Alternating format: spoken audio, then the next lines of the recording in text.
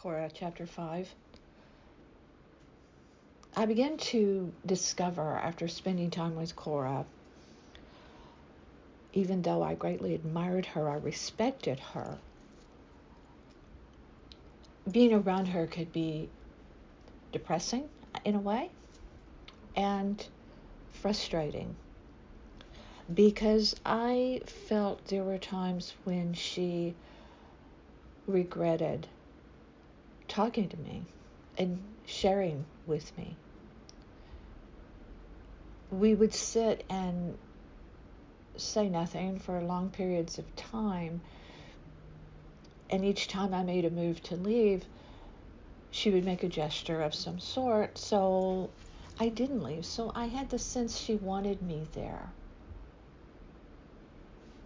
but was frustrated within herself for wanting me there.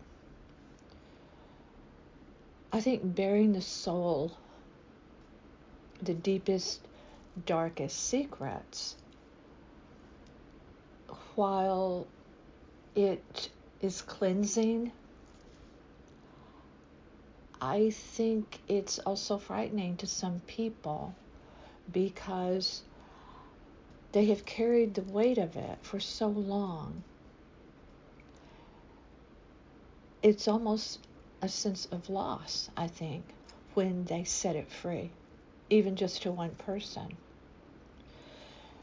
And that was the sense I had of Cora.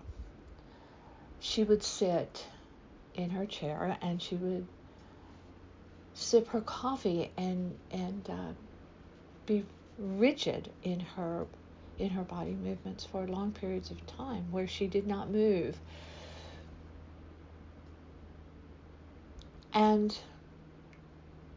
And while I very much wanted to capture her story, there was something within me that began to react to her. Her moodiness. And I think the darkness of her stories began to take a toll in a way I really did not understand. Some days she just wanted to chat about her neighbors. She really didn't like to think of herself as a gossip, but she did look out her window a lot if there would be movement in her parking lot. And she did have jealousies about the friends that she had there. And so some days that's all we would talk about. We would go from very serious, life-shattering events within her family to the most mundane. What are the neighbors doing? Why am I not invited? And I guess it's understandable when you live in an isolated world, and a world you have isolated yourself in. And the most mundane things become large in your life. And I think that was the way it was with Cora. There were times when I left, I wasn't sure that I would go back. But I did. I did, because I knew she wanted me to. I felt she had a need for me to be there. She had a need to tell me her stories. But there were times when I just didn't think I was ready.